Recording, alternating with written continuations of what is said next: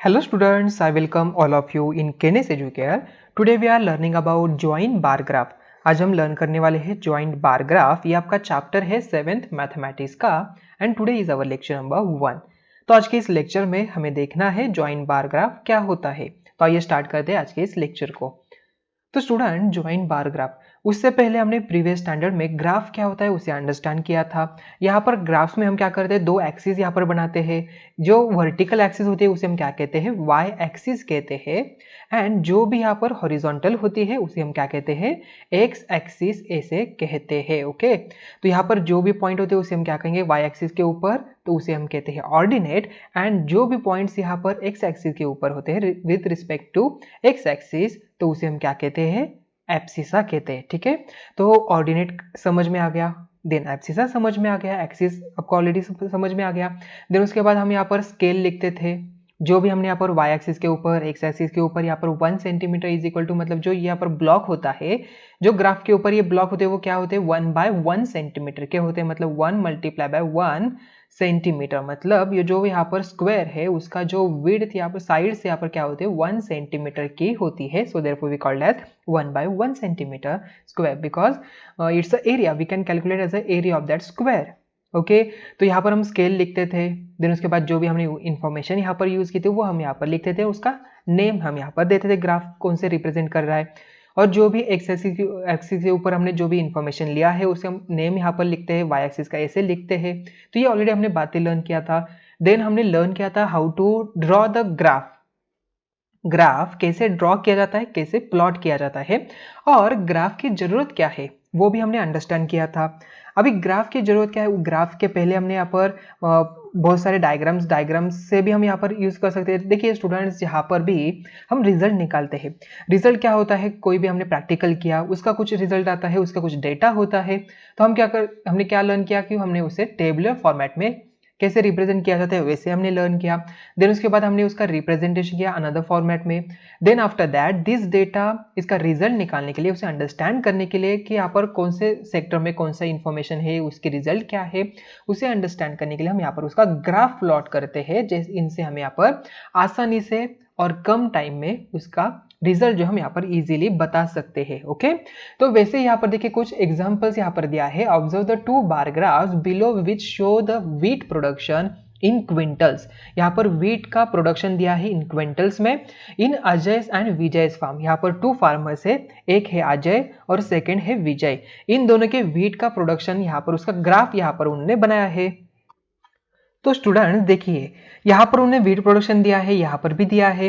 अगर यही डेटा हमें टेबुलर फॉर्मेट में दिया होता, देखिए यहाँ पर टेबुलर फॉर्मेट में अगर हम यहाँ पर इसे कन्वर्ट करते हैं तो ईयर 2011 इसका रेट यहाँ पर देखिए कितना था, यहाँ पर 40 था, 40 क्विंटल्स। यहाँ पर देखिए उन्होंने क्या किया है, 1 centimetre is equal to 10 quintals दिया है।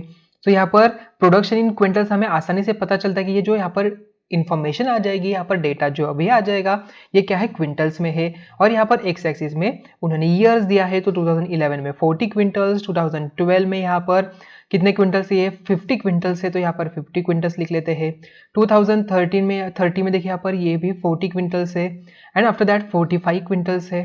ओके, तो 2014 में यहाँ पर 45 क्विंटल्स यहाँ पर आ गया था। ये टेबुलर फॉर्मेट में आ गया। अगर हम यहाँ पर इस टेबुलर फॉर्मेट में देखेंगे और यहाँ पर जो ग्राफ है उसे देखेंगे और इसे कंपैरिजन करेंगे तो कि हमें क्या पता चलता है। जैसे हम यहाँ पर ग्राफ को देखते हैं हमें आसानी से पता चलता है कि यहाँ पर 2012 में सबसे ज्यादा प्रोडक्शन हुआ था, एंड 2011 एंड 2013 में सेम प्रोडक्शन हुआ था और ये सबसे कम था। अगर हम यहाँ पर टेबुलर फॉर्मेट में देखेंगे तो थोड़ा सा डिफिकल्ट हो जाएगा। यहाँ पर तो डेटा कम है, बट यहाँ पर डेटा अगर ज्यादा होता तो हमें आइडेंटिफाई करना होता, थोड़ा सा डिफिकल्ट हो जाता। तो यही एडवांटेज है किसका, ग्राफिकल रिप्रेजेंटेशन का। जो भी डेटा हमने यहाँ पर लिया उसका ग्राफिकल रिप्रेजेंटेशन हमने देखा। तो ग्राफिकल रिप्रेजेंटेशन हो गया। तो इस चैप्टर में आप ऑलरेडी ये बार ग्राफ क्या होता है ये तो ऑलरेडी पता है। तो इस चैप्टर में आपको क्या लर्न करना है, जॉइंट बार ग्राफ क्या होता है। तो यहाँ पर ग्राफिकल रिप्रेजेंटेशन में अगर डेटा ज्यादा हो उसे कैसे रिप्रेजेंट किया जाता है, यहाँ पर इसके एडवांस क्या है ये हमें लर्न करना है। ओके, अभी आज आप 7th स्टैंडर्ड में हो, 8th स्टैंडर्ड में भी आपको ग्राफ लर्न करना है, 9th में भी आप लर्न करेंगे, देन उसके बाद 10th में भी लर्न करेंगे। बट वहाँ पर ग्राफिकल रिप्रेजेंटेशन में ग्राफ के कौन कौन से टाइप्स होते हैं वो आप सभी लर्न करेंगे।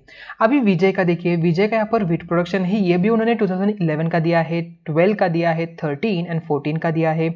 इसका 11 का था 40 क्विंटल्स, 12 का था यहाँ पर 55 क्विंटल्स, तो यहाँ पर मैं लिख रहा हूँ तो 40, यहाँ पर 55, देन यहाँ पर था 30 क्विंटल्स एंड यहाँ पर है 40 क्विंटल्स। सिमिलरली यहाँ पर 40 quintals, 50 quintals, then 40 quintals and 45 quintals. अगर हम यहाँ पर कंपैरिजन करना हो, देखिए यहाँ पर विजय का 2011 में एंड अजय का 2011 में दोनों का भी कितना था, 40 क्विंटल्स था, सेम था। अभी 2012 में इसका 50 क्विंटल हुआ और यहाँ पर इसका 55 क्विंटल्स हुआ। बट 2013 में इसका ज़्यादा हुआ 40 क्विंटल्स एंड इसका 30 क्विंटल्स हुआ। And after that in last year 2014 में यहाँ पर देखिए 45 क्विंटल्स हुआ और इसका 40 क्विंटल हुआ। तो यहाँ पर हम आसानी से कंपेयर करते हैं। बट स्टूडेंट्स यहाँ पर देखिए दोनों भी इंफॉर्मेशन के लिए हमने क्या किया, दो अलग अलग ग्राफ्स यहाँ पर बनाए। तो क्या हम यहाँ पर इन दोनों को कंबाइन करके बना सकते हैं? यहाँ पर मतलब ये भी देखिए, ये डेटा था 2011 का और ये भी डेटा 2011 का ही है, बट यहाँ पर डिफरेंट है, ये अलग है और ये अलग है, बट हम यहाँ पर कंपैरिजन कर सकते हैं क्या? अगर मैंने यहाँ पर देखिए इसी को यहाँ पर ऐसे रिप्रेजेंट किया, इस बार को 2011 का ऐसे बनाया और इसको कनेक्ट करके अनदर यहाँ पर ग्राफ बार बनाया और इसका रिप्रेजेंटेशन अलग किया, ठीक है। तो क्या मैं आसानी से बता सकता हूँ कि 2011 में दोनों का भी यहाँ पर क्या था, इक्वल प्रोडक्शन था। अभी 2012 में मैंने जस्ट ये जो बार है यहाँ पर इसे बनाया, इसका 50 क्विंटल्स है, ओके। एंड यहाँ पर 2012 में इसका विजय का 55 क्विंटल से मतलब ये थोड़ा सा ज्यादा होगा, तो यहाँ पर आ गया। तो मैंने जस्ट क्या किया, इन दोनों बार को यहाँ पर कनेक्ट कर दिया। तो आसानी से मैं बता सकता हूँ कि 2012 में विजय का प्रोडक्शन क्या था, ज्यादा था। देखिए इसका बार थोड़ा सा ज्यादा आ रहा है, तो दोनों की तरफ दोनों भी ग्राफ देख के उसे इसका रिजल्ट निकालने की जगह हम क्या करते हैं, उसे कंबाइन करते हैं, तो उसे हम क्या कहेंगे, ज्वाइंट बार ग्राफ कहेंगे। तो ये क्या था, बार था। जस्ट हमने क्या किया, जो 2011 का जो डेटा था, उस जो बार था उसे हमने जस्ट क्या ज्वाइन कर दिया, एक साथ बना दिया, तो उसे ही हम कहेंगे joint bar graph. Okay, so देखिए let us see if we can show the information from both graphs in a single graph. यहाँ पर दोनों भी ग्राफ को हमने यहाँ पर सिंगल ग्राफ में रिप्रेजेंट किया। सो यहाँ पर आपको ग्राफ दिखाई देगा नेक्स्ट पेज पे। So in this way more information can be given using less space, मतलब आप ज्यादा से ज्यादा इंफॉर्मेशन कम से कम पेज पे आप यहाँ पर दे सकते हो, ठीक है। अभी देखिए दोनों के लिए अब यहाँ पर मुझे देख क्या करना पड़ेगा, दो इंडिविजुअल ग्राफ्स यहाँ पर बनाने पड़ेंगे, उसका रिजल्ट यहाँ पर देखना पड़ेगा, ये भी थोड़ा सा टाइम कंज्यूमिंग हो जाएगा। अभी स्टूडेंट्स ये मेथड हम यहाँ पर यूज क्यों करते हैं, इसका इंपॉर्टेंस क्या है, तो इसका इंपॉर्टेंट है टाइम रिड्यूस करना। जो हमारा कैलकुलेशन वाला टाइम है, रिजल्ट निकालने का टाइम है, ये थोड़ा सा कम हो जाए, इसलिए तो हम यहाँ पर ग्राफिकल रिप्रेजेंट करते हैं। जो भी रिप्रेजेंटेशन हमने बनाया है वो इसके वजह से ही तो करते हैं, इसमें कुछ आउटपुट आए इसलिए तो करेंगे ना। Yes, so therefore it's required less space and also it's required to get the result, इसको टाइम भी कम लगेगा रिजल्ट निकालने के लिए।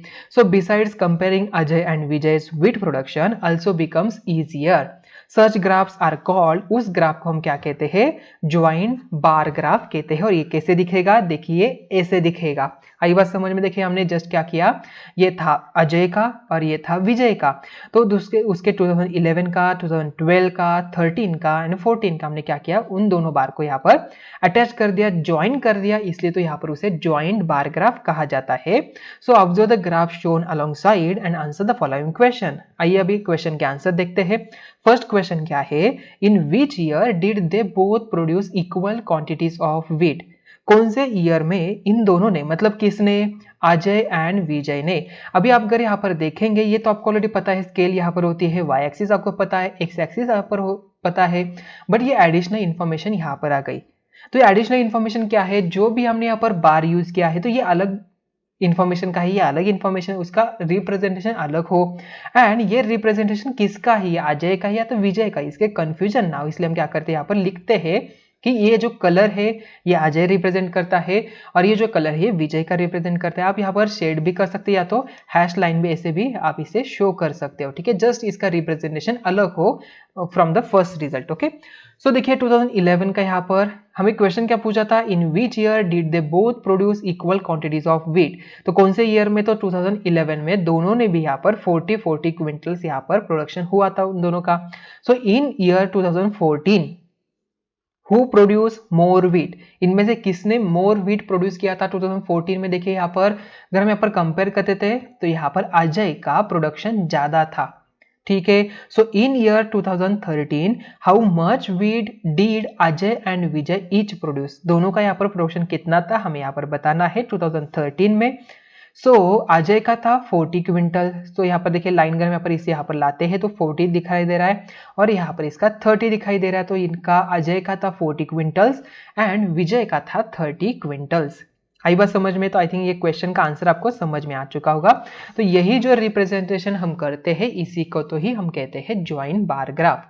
आई बात समझ में। सो आइए अभी देखते हैं नेक्स्ट कंसेप्ट। नेक्स्ट यहाँ पर देखिए जो भी यहाँ पर जॉइंट बार ग्राफ है उसका रिप्रेजेंटेशन कैसे करेंगे, उसका रीड कैसे करेंगे। Okay, so the maximum and minimum and maximum temperature in Pune for 5 days is given.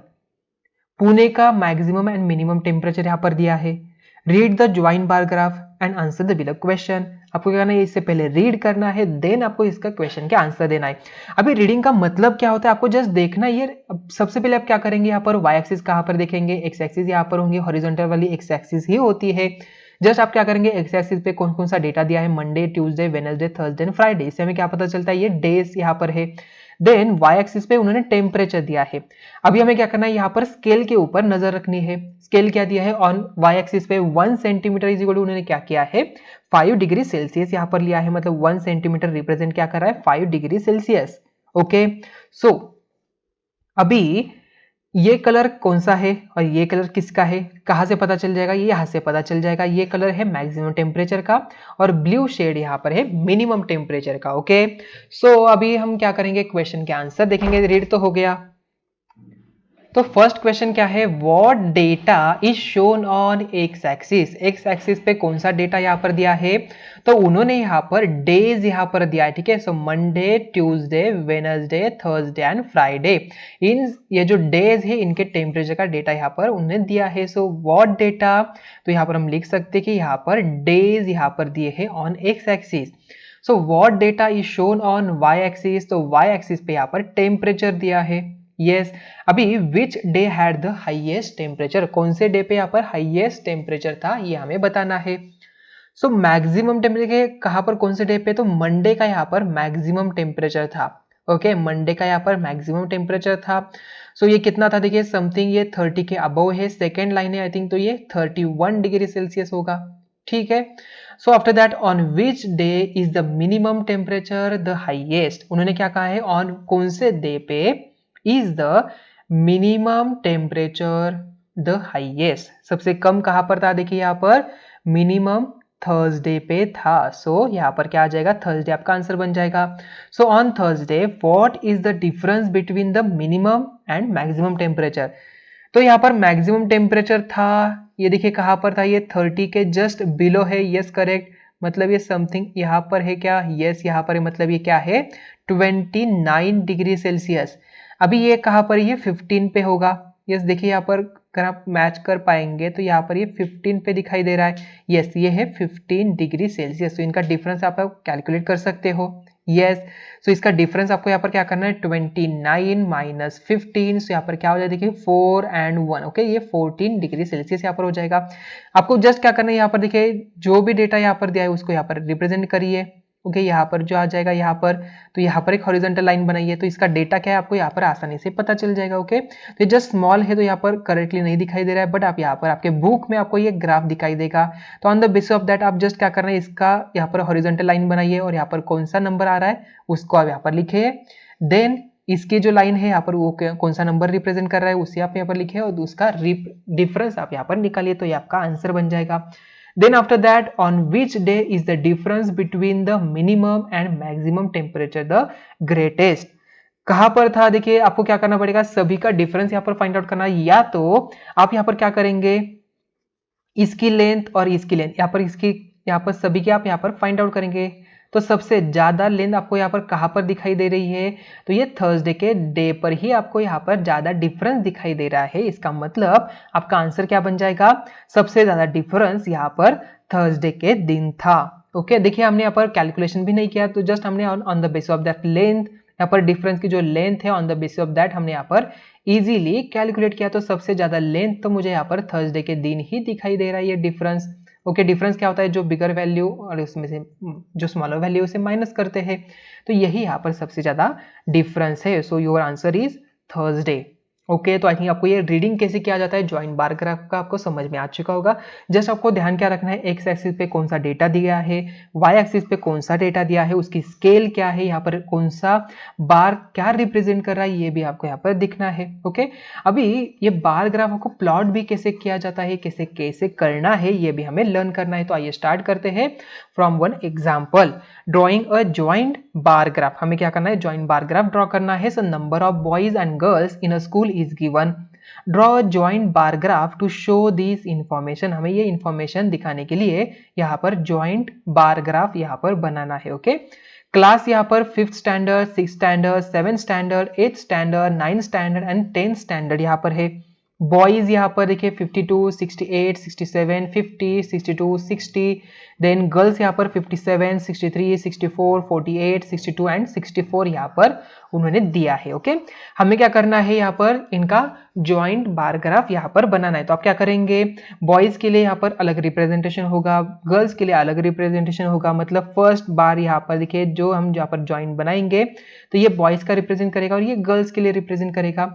और इंपॉर्टेंट बात स्टूडेंट्स, जो भी आप यहाँ पर बार यूज करेंगे उसकी जो विड्थ है आपको क्या करना है, सभी की कांस्टेंट ही रखनी है। ओके, बट ज्यादातर हम क्या करते हैं यहाँ पर जो हाफ सेंटीमीटर है वही हम यहाँ पर लेते हैं ज्वाइंट बार ग्राफ के लिए। अगर आपका इन्फॉर्मेशन स्मॉल है तो आप यहाँ पर 1 सेंटीमीटर भी ले सकते हो विड्थ। ओके, तो आपका रिप्रेजेंटेशन अच्छा होना चाहिए, बिकॉज अगर मैंने यहाँ पर देखिए स्मॉल से यहाँ पर ग्राफ बना दिया तो उसका रिजल्ट निकालने के लिए मुझे ज़्यादा टाइम लगेगा। अगर उसी जगह पर मैंने उसका स्केल यहाँ पर बढ़ा दिया, मैक्सिमाइज कर दिया, तो उसका रिजल्ट निकालने के लिए मुझे यहाँ पर आसानी होगी। सो दैट्स वाई जो आप यहाँ पर स्केल लेंगे वो भी आपको सोच समझ के ही लेनी है। ओके, सो देखिए इसका यहाँ पर क्या हो जाएगा, तो यहाँ पर स्टेप्स देखिए, steps for drawing a joint bar graph. Joint bar graph बनाने के लिए कौन कौन सी स्टेप है।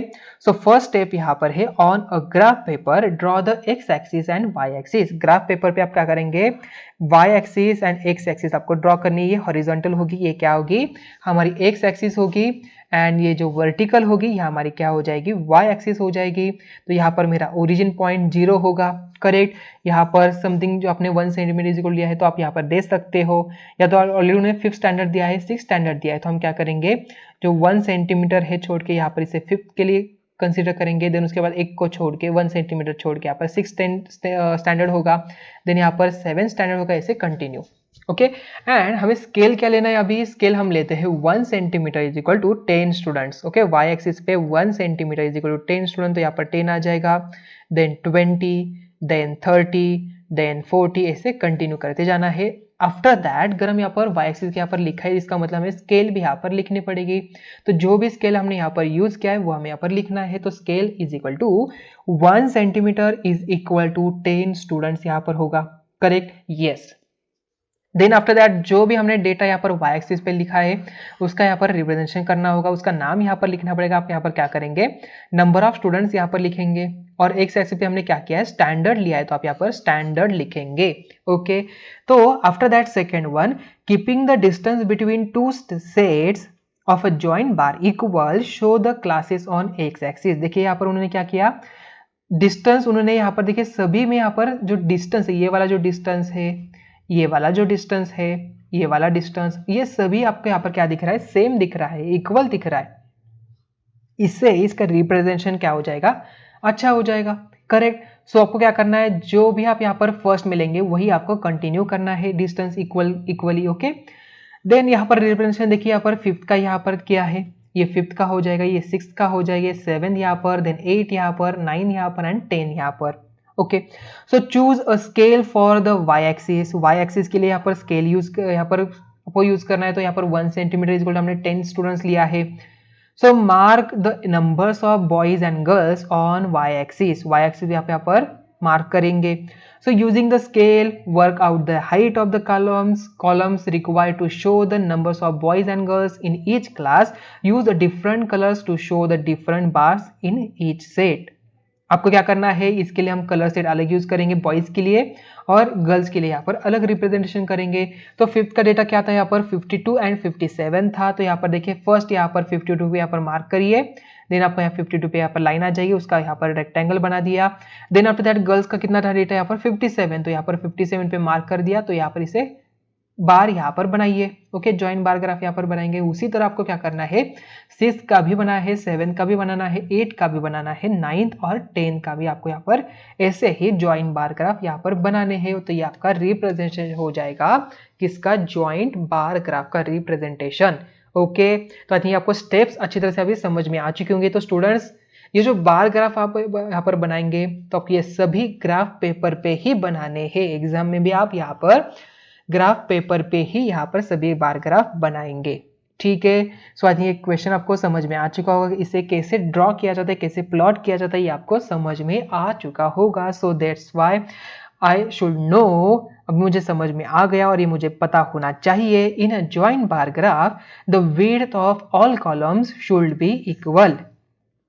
जो कॉलम्स मैंने बनाए हैं जॉइंट बार ग्राफ में, सभी के जो विड्थ यहाँ पर क्या होनी चाहिए, इक्वल होनी चाहिए। So the distance between any two consecutive sets of joint bars should be equal। मतलब जो डिस्टेंस था यहाँ पर इनके बीच वाला दो बार ग्राफ जो यहाँ पर दे, मतलब फॉर एग्जांपल ये यहाँ पर मैंने बना दिया और समथिंग ये यहाँ पर बनाया, तो इसका जो बीच वाला जो डिस्टेंस है क्या होना चाहिए, इक्वल होना चाहिए। और joint bar graph is use for comparatively study. मतलब यहाँ पर देखिए बॉयज एंड गर्ल्स के यहाँ पर कंपैरिजन हम यहाँ पर इजीली कर सकते हैं। तो यहाँ पर जो कंपैरेटिवली जो डेटा होता है उसे रिप्रेजेंटेशन करने के लिए और उसका रिजल्ट निकालने के लिए हम यहाँ पर जॉइंट बार ग्राफ यहाँ पर बनाते हैं। ओके, सो आई थिंक आपको ये समझ में आ चुका होगा। तो स्टूडेंट्स, ये जस्ट अदर इंफॉर्मेशन के लिए, एक्स्ट्रा इंफॉर्मेशन के लिए, तो collect various kinds of graphs from newspaper से आप यहाँ पर ऐसे ग्राफ कलेक्ट करिए और उसके ऊपर डिस्कशन करिए। तो यहाँ पर देखिए ऐसे ग्राफ को हम क्या कहते हैं, हिस्टोग्राम कहते हैं। इस टाइप के जो यहाँ पर लाइन आपको दिखाई देती है उसे हम क्या कहते हैं, लाइन ग्राफ कहेंगे। और इस टाइप के जो आपको ग्राफ दिखाई देंगे उसे हम यहाँ पर पाई चार्ट कहते हैं। ओके, तो नेक्स्ट स्टैंडर्ड में आप यहाँ पर हिस्टोग्राम लर्न करेंगे। आफ्टर दैट नेक्स्ट स्टैंडर्ड में आप यहाँ पर लाइन ग्राफ, एंड 10th में या तो 9th में आप यहाँ पर पाई चार्ट भी लर्न करेंगे। ठीक है, जस्ट मोर इन्फॉर्मेशन के लिए आप इसका इन्फॉर्मेशन डेटा आप यहाँ पर कलेक्ट करिए। आई बात समझ में? तो आई थिंक आज का क्वेश्चन, आज के सभी क्वेश्चन, आज का सभी कंसेप्ट आपको समझ में आ चुका होगा। तो जॉइंट बार ग्राफ कैसे बनाया जाता है। ओके, तो स्टूडेंट्स, आज का लेक्चर हम यहाँ पर ही एंड करते हैं। Thank you.